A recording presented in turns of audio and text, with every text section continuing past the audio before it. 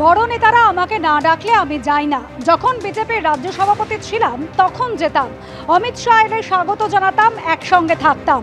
অমিত শাহের বঙ্গ সফর নিয়ে মন্তব্য বিজেপি নেতা দিলীপ ঘোষের।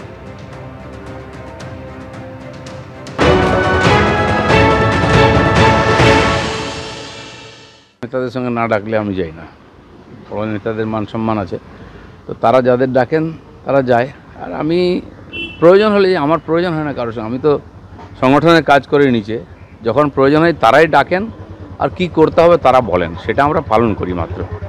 আগে গেছি যখন আমি প্রেসিডেন্ট ছিলাম, স্বাগত করতাম, ওনার সঙ্গে থাকতাম। এখন অন্যরা সেই দায়িত্বটা সামলাচ্ছেন, আমরা কার্যকর্তাদের বৈঠকে থাকবো না। অভিমানের কী আছে? দেখুন, রাজনীতিতে একটা লোকেদের মধ্যে ট্রেন্ড আছে যে নেতার পেছনে পেছনে ঘোরা, কারণে অকারণে 100-200 লোক দাঁড়িয়ে থাকে সারাদিন, দেখাও করে না, কিছু না। তো এটা একটা কালচার হয়ে গেছে, আপনারা ভাবেন বলতে এটাই ঠিক। আর আমাদের পার্টিতে যে ডিসিপ্লিন আছে, যে বৈঠকে যে প্রোগ্রামে যেতে বলা হয় কর্মীরা সেখানেই যায়। কোন নেতারা কোথায় থাকবে সেটা পার্টি ঠিক করে, সেটাকে আমরা মেনে চলি, এটাকে আমরা ডিসিপ্লিন বলি। কর্মীদের মনোবল চাঙ্গা করতে আসছেন অমিত শাহ। দিলীপ ঘোষ দলের নেতা, ওনার বিষয়ে সিদ্ধান্ত নেওয়ার ক্ষমতা আমার নেই। রাজ্য বিজেপি সভাপতি সুকান্ত মজুমদার অমিত শাহর বঙ্গ সফর প্রসঙ্গে কি মন্তব্য করেছেন শোনাবো এবার।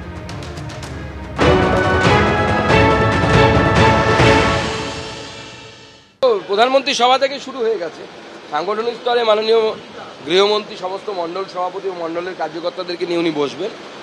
কর্মীদের মধ্যে উৎসাহে কর্মীরা ফুটছে এবং আমি পরিষ্কার, আমার পার্টির নেতারা আমরা সবাই বলে দিয়েছি, বাংলার জনগণকেও এই বার্তাটা দিতে চাই। এবারকার ভোট, এবারকার ইলেকশন শুধুমাত্র বিজেপির সরকার তৈরি করার ইলেকশন নয়, বা তৃণমূল কংগ্রেসকে হটানোর ইলেকশন নয়। হিন্দু বাঙালির ঘটি, বাটি এবং ইজ্জত, সম্মান, এই তিনটে বাঁচানোর শেষ লড়াই। এবার যদি আমরা না করতে পারি তাহলে আগামী দিনে মুর্শিদাবাদের মতো আপনার আমার বাড়ির বউ মেয়েদেরকে ছাদ থেকে লাফ দিয়ে পালাতে হবে ইজ্জত বাঁচানোর জন্য জেহাদিদের হাতে।